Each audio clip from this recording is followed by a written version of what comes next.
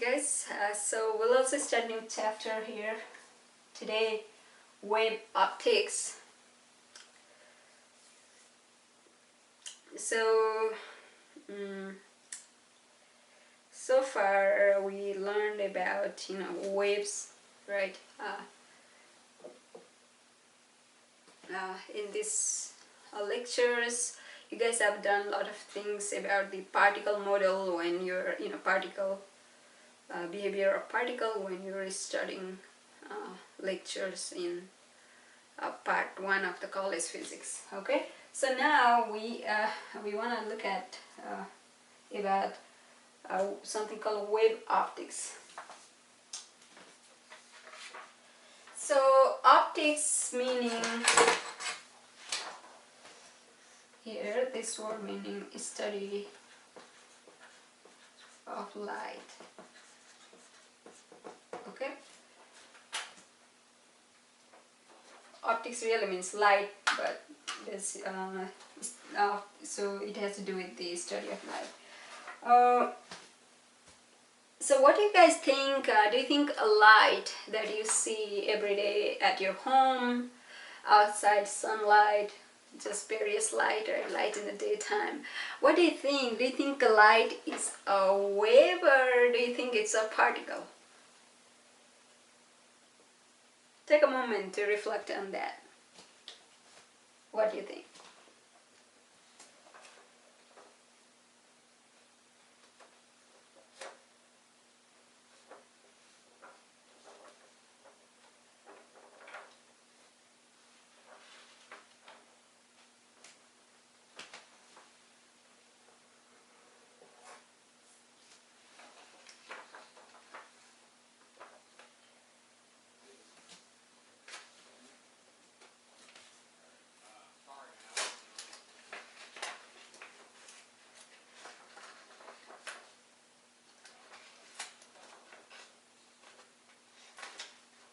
Alright, so I have two diagrams here.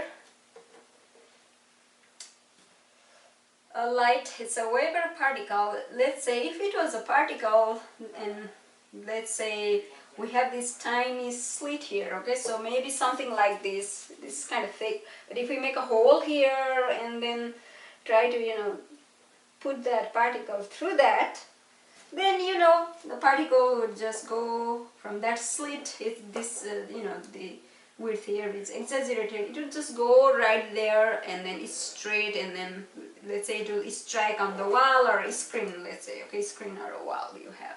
Okay, if it is a particle, that's how it should be, it would behave, right? Now we know if it is a wave, then what happens? Wave is like, it goes through this aperture, and then kind of, you see, it doesn't just go straight there, it is like everywhere here, right? Like you see the wave pattern here, right? So it extends basically if it's a wave, right? Once it starts here, it kind of extends, keep extending. However, if it's a particle, it will just go in a straight line, and right there it will just hit that point there. So again, is light a wave or a particle? This has kept many physicists awake for a long time, whether light is a wave or a particle, okay?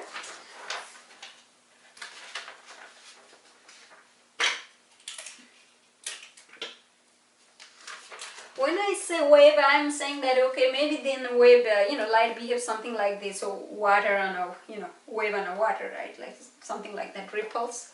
So it should have some sort of effect like what the water would have. So now, if you want to talk about the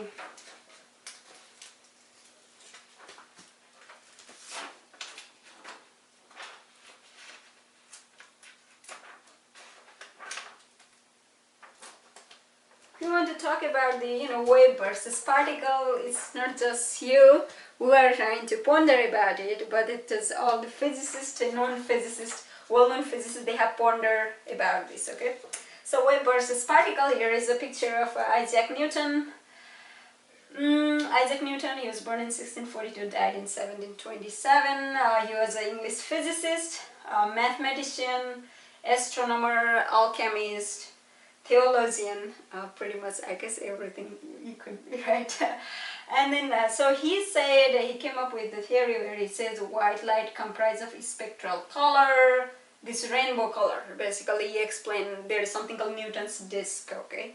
You'll learn about this in the semester, this semester. So he said, you know, white light comprised of spectral colors. He was a proponent of particle theory of light. So he said he was, you know, saying that okay, particle behaves like a light behaves like a particle. Okay.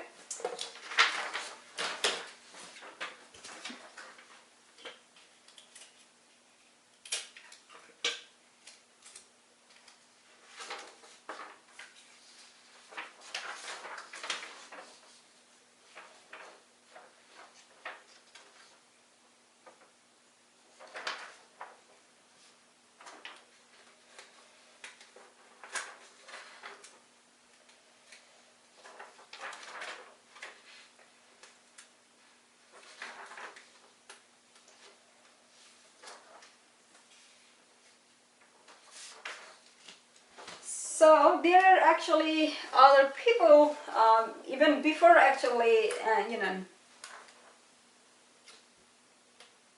So there are actually other people who said, okay, you know, light is, you know, it behaves like a wave. So there is another scientist, Christian Huygens. He was a Dutch mathematician, physicist, and astronomer.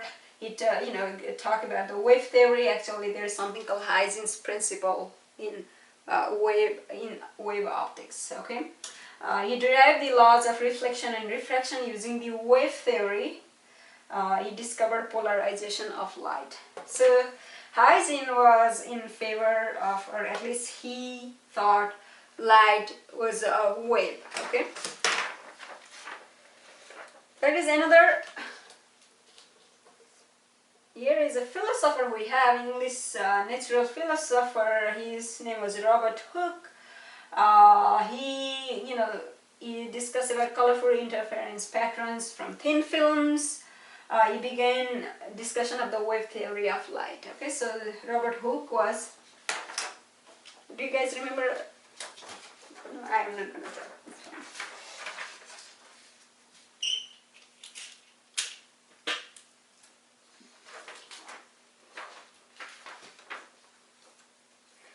Okay, so here is the other person, other scientist, Thomas Young.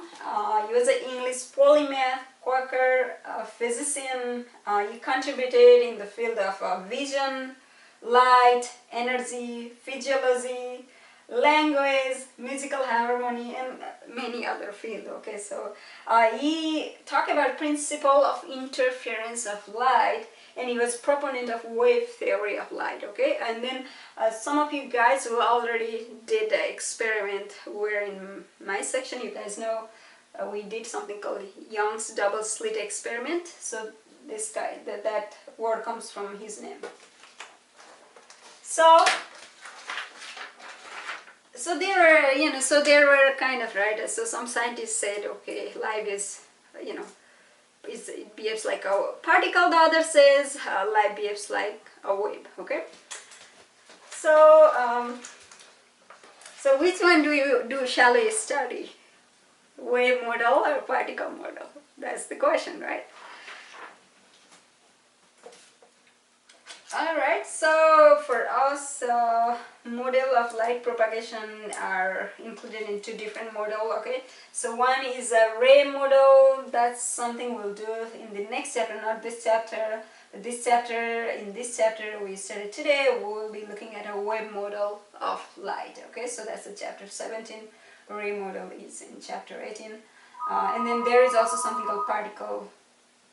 There is a particle model, which is a photon model. We don't do a lot of it yet. Okay, you know, once we get to the particle like photon model, then we should probably talk about the quantum mechanics, or at least modern physics. So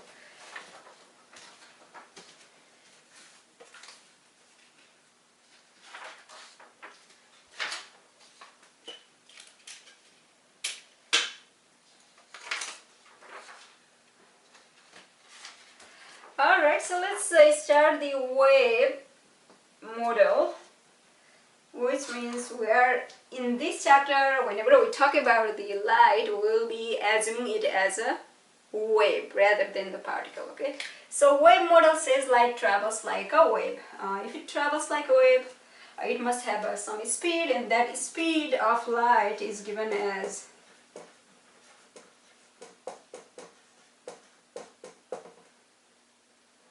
represented by c, lowercase c, and it's given as 3 into 10 to the power 8 meter per second.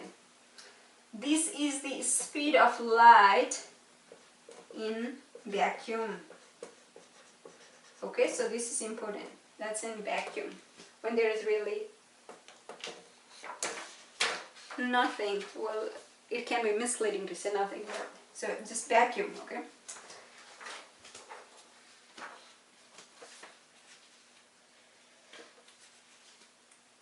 So speed of light in other material is given as V equal to C by N. Speed of light in other material.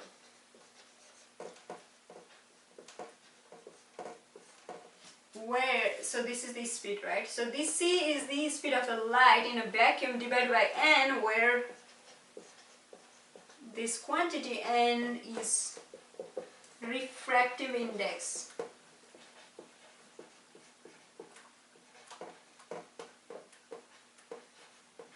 Index of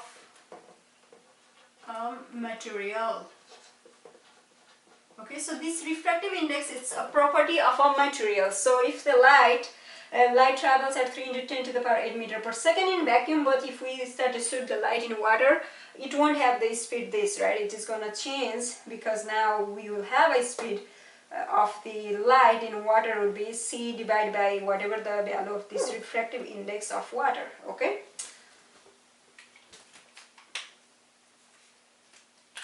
The refractive index, this is also called index of refraction in some textbook.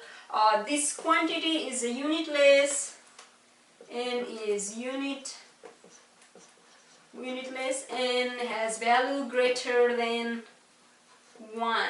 Okay, this has value greater than 1. What does that mean also is this: if this value is greater than 1,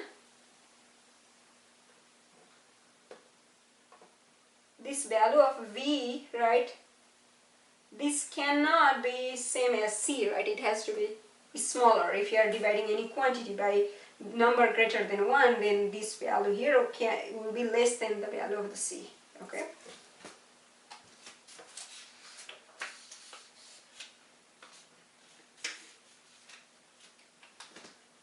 So that is the speed in the material. How do we get the wavelength? The speed of the light in other material, right? So then wavelength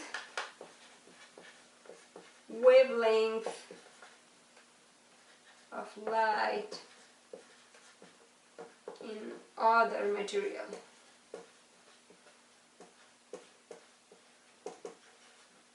Let's represent this by lambda dash. Okay, so lambda means we are talking about real in vacuum. Lambda dash means it's in wavelength of light in other material. So lambda dash is what?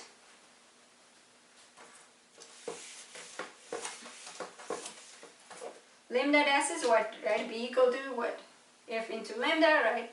So we can B equal to F times lambda. We can just really use that concept there, right? Here, oh, actually we don't need this yet. This, lambda dash here is just lambda divided by n. That's what, I mean, after that we can use that relationship. So this is here, again, n is the index of refraction or refractive index. Lambda is the wavelength of light in vacuum, and then lambda dash is the wavelength of light in other material. Okay?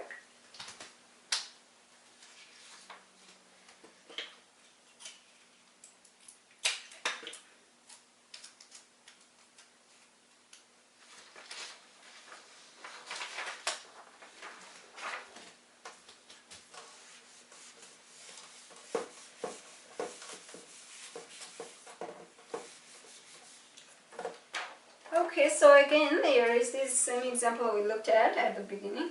So if we send a beam through this opening, it's behaves like a particle, it should go inside here directly, right?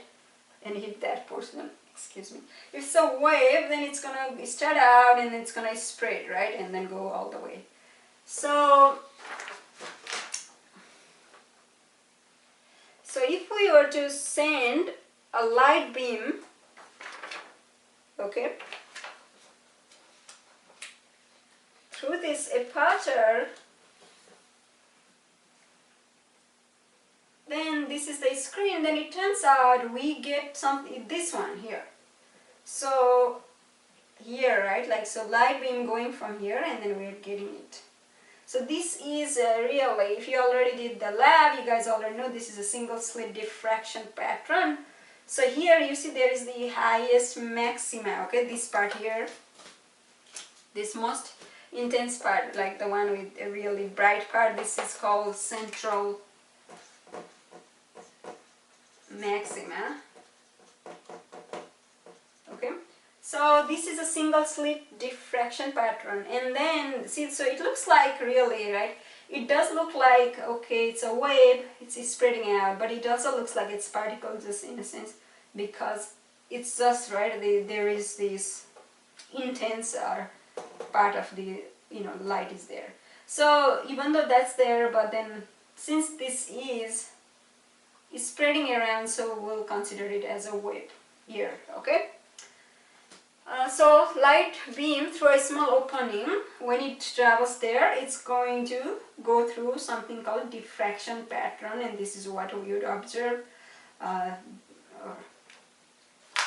we'll talk about this in more detail.